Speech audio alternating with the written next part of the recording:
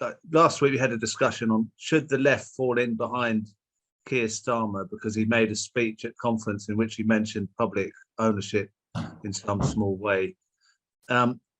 That's obviously a ridiculous idea. I mean, do you think the establishment is fully behind Keir Starmer? Keir Starmer is a pillar of the establishment, and not just the establishment we see up front and in public, but the deeper, more hidden establishment. It wouldn't surprise me if he turned out to be a member of Masonic Lodge number 322 in Marylebone. He is everything that is the establishment. He was once upon a time a professed Trotskyite of some stripe, but he's definitely been absorbed deeply into the British state on all levels. The idea that someone like me could ever support someone like Keir Starmer, especially in the context of the last 7 years, is simply ridiculous. I'm not saying that I or anyone else has found the great secret of what to do instead. I definitely haven't, but that I could never do. I don't believe in the lesser of two evils theory, even if we could agree that Keir Starmer was the lesser of the two evils. And I don't actually believe I could agree to that proposition. So I don't believe in it in theory, because all it does is encourage more and more evil. You're only arguing about the degrees of evilness. And I don't agree with it in practice, because in this case, it's not at all clear that New Labour or New Labour under Keir Starmer is less evil than the Conservatives. Now, I agree with everything you've said, and I think lots of other people agree with that. I think if there were a movement called Stop Starmer, there'd probably be hundreds of thousands of people would sign up for that, just alone, because people can see through him. I mean, he's not very good at disguising that he's a bit, I don't know what the word is, kind of always looking for people to fall for his front. He's just full of front, and everyone can see that. But the thing is, as I say, there's lots of people saying, let's stick with Labour and Starmer. You left the Labour Party quite a number of years ago, and you've probably been seeing this for a long. You've probably been saying this for a long time. Why are so many people still in Labour? I mean, after the Iraq War, why is it you think people stick in Labour even when they know that the leadership is morally in many ways wrong and politically questionable? What is it about? I mean, it amazes me that there's still people saying Labour's got a better chance of we've got a better chance of socialism with Labour than anything else. Well, I mean, that is a ludicrous proposition. You've got a better chance of being elected if your name is Labour, and that is what motivates a surprisingly large number of people, including some of the most surprising names that I won't name. You've got a better chance of being elected to a council seat, to Parliament, and so on. Of that, there is no doubt at all. It's hard to start something new, very hard. I could show you my scars. Let me just give you my own experience. I was 36 years in the Labour Party. I joined it at the age of 13, and I really loved it. Of course, the Labour Party in the 1960s, late 1960s, I quickly add, when I joined it, was a different Labour Party to what we have today. Now we have a complete desert, but then we had really rather a significant number of oases. that one could spend really quite nice time in. There was a functioning left. There was a functioning left in a burgeoning trade union movement. There was a functioning international scene with country after country overthrowing fascism and liberating themselves from colonialism and so on. So it was nice, and I fell in love with it. I had kind of been born into it as my parents were activists, but I did love it. And it was a tremendous wrench to be kicked out of the Labour Party by Tony Blair after 36 years membership. As I recall, it didn't even take 36 seconds to announce the political death sentence on me at the end of the tribunal. And it was painful. So I understand how after a lifetime or half a lifetime in a party with its iconography, its vocabulary, its methodology, its culture, if you like, it's hard to be either kicked out of that or to leave. This I understand, but there comes a point, and we've long passed that point now, that you can no longer say you are actually in a Labour Party when you are in today's Labour Party. When you can say, well, maybe it'll come back, maybe the left will win here, there, this, that, and it's cold outside, you can see how people would make that judgment. But to be continuing to make it now, after the Labour files, after the Al Jazeera expose, first of all, it is impossible that what happened with the Corbyn breakthrough in 2015 will ever be allowed to happen again.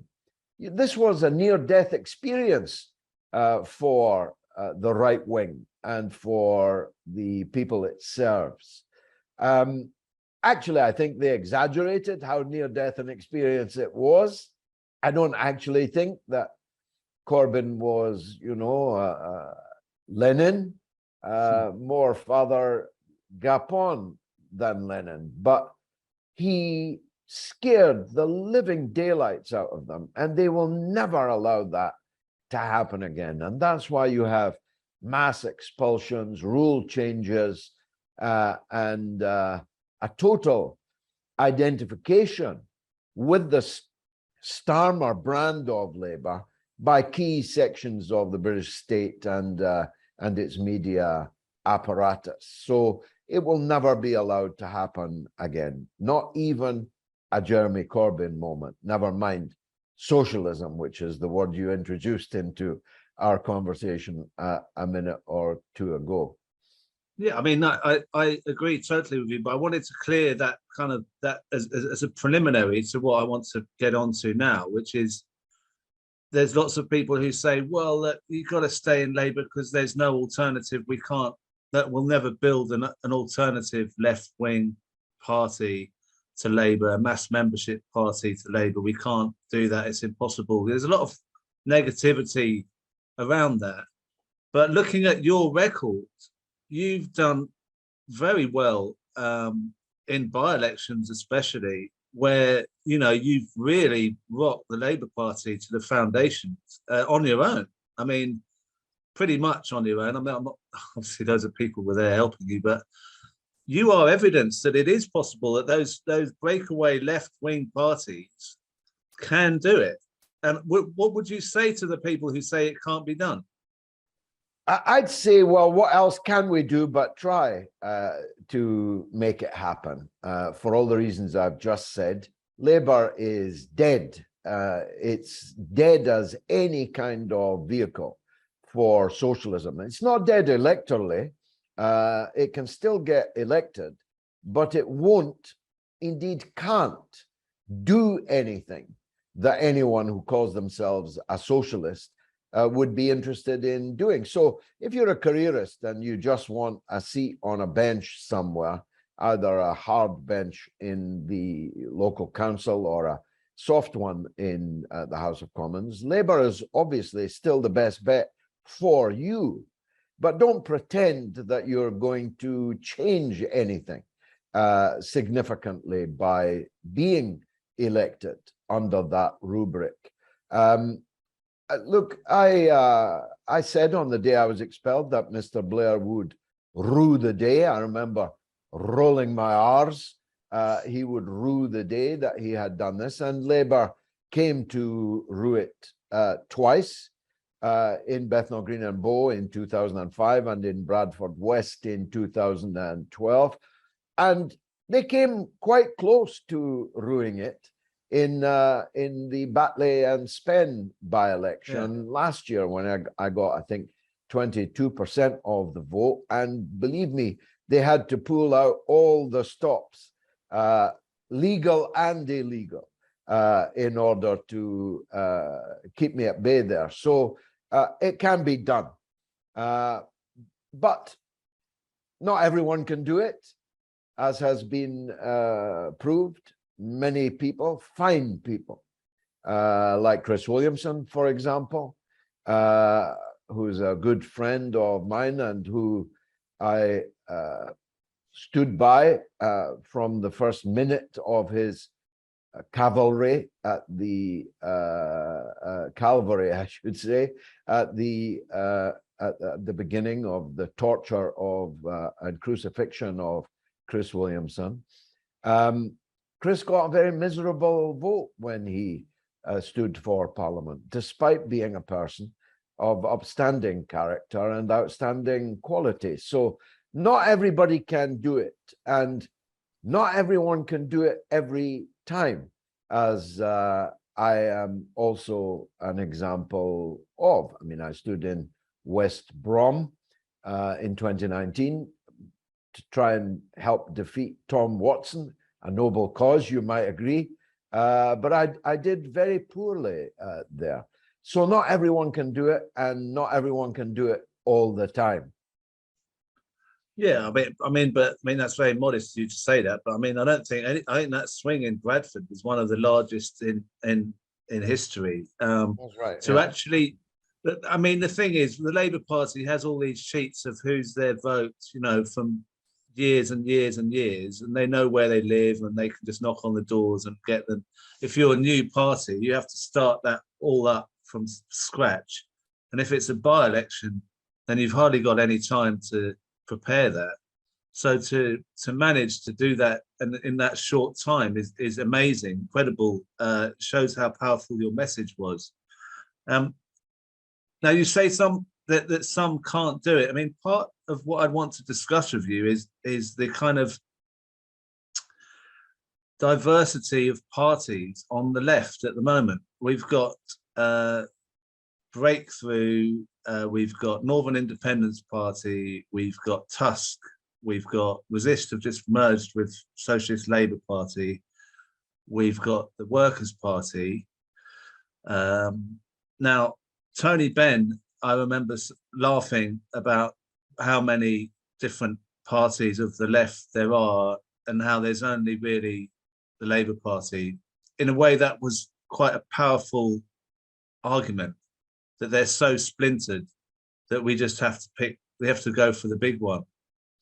What is the possibility of those splintered parties all getting together, and does it matter that they're not together? Do you think some of them, it's okay to have lots of left parties and just one will dominate?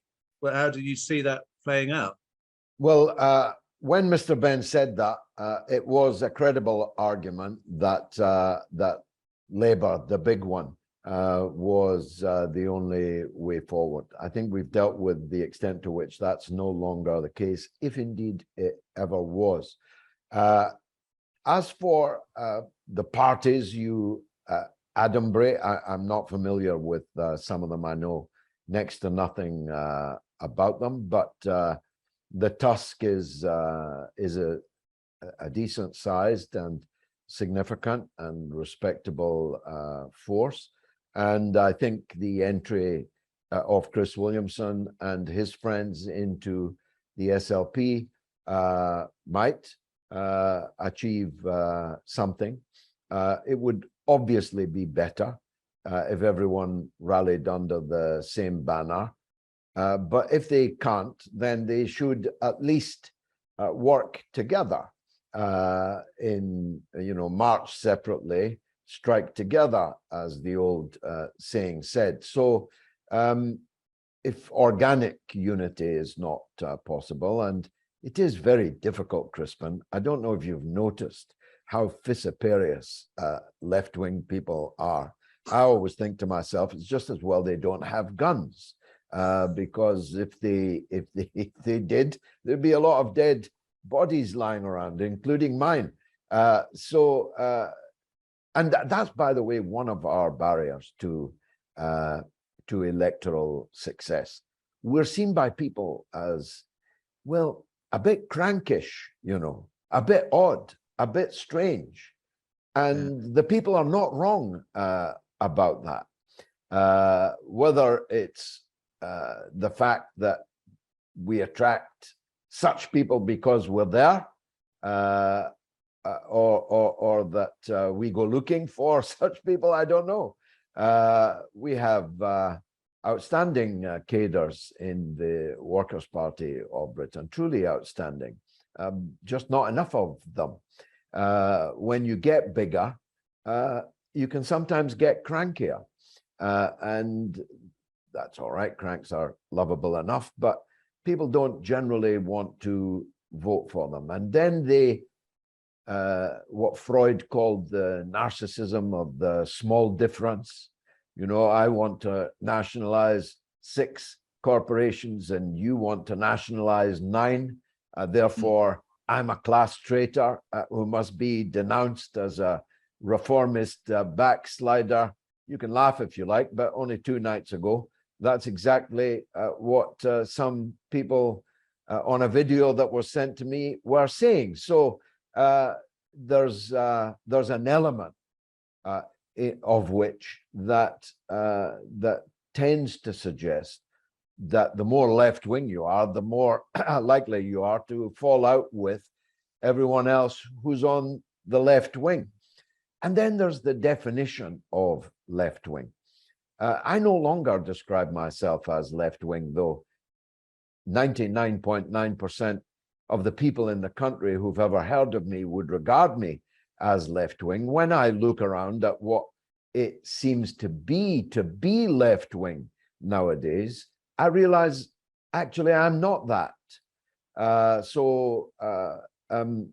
It would be a longer interview than you've probably got time for, but the preoccupation with crankish things by some on the left is a major barrier to unity on the left, and it's a major barrier to breakthrough in the electoral arena.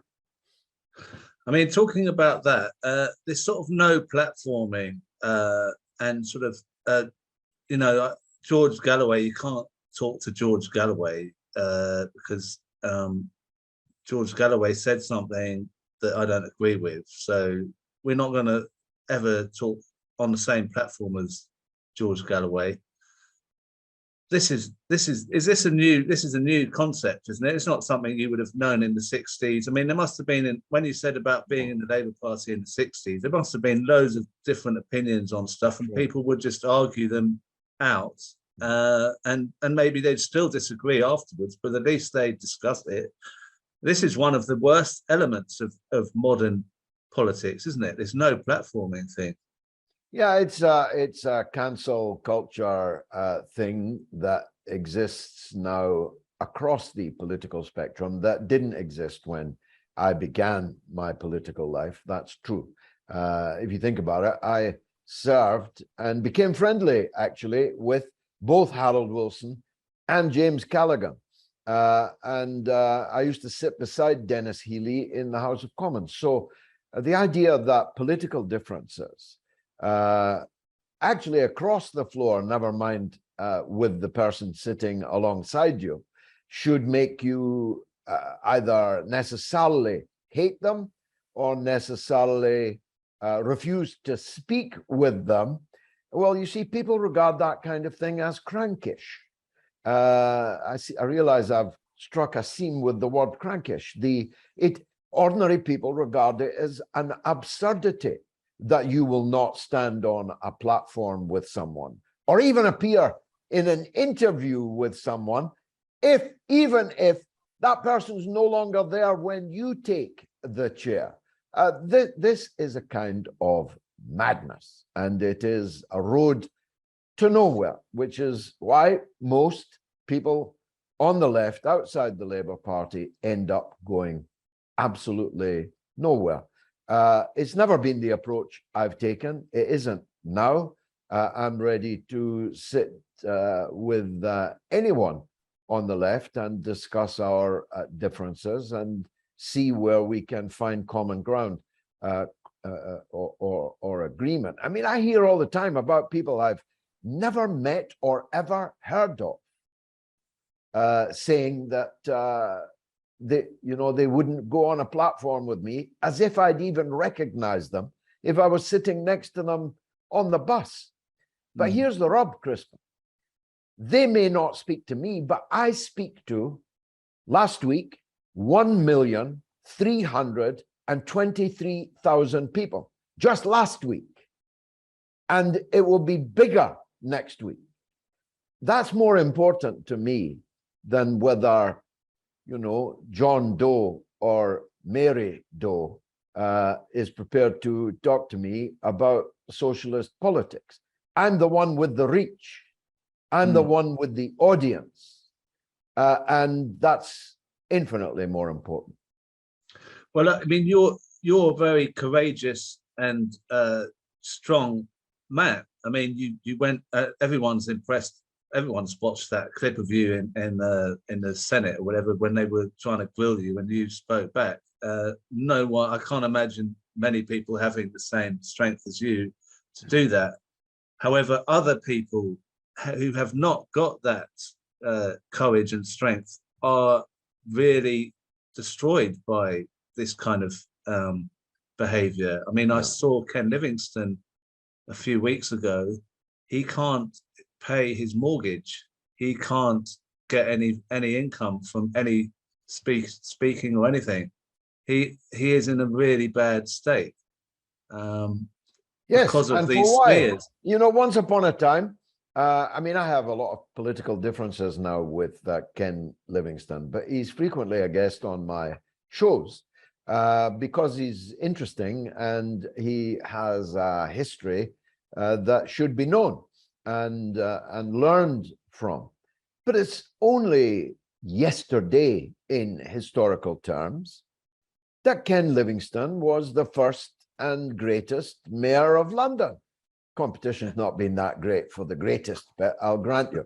But Ken Livingstone won the mayor of London against a Labour cabinet minister, as well as the Conservatives and the Liberals. Now, no one will speak on a platform with him. Why? Because he, perhaps ill-advisedly and perhaps ill-timedly, said something that is indisputably true. Now, when you're getting banned for saying something that people wish you hadn't said right at that moment, and I'm one of those in the case of Ken Livingstone and what happened to him, you can't ban someone for saying something which is true. That is truly Alice in Wonderland. That is truly through the looking glass or down the rabbit hole or all of these things. But that's what happened to Ken Livingstone. Look at Chris Williamson. I still say to people, what did Chris Williamson do wrong?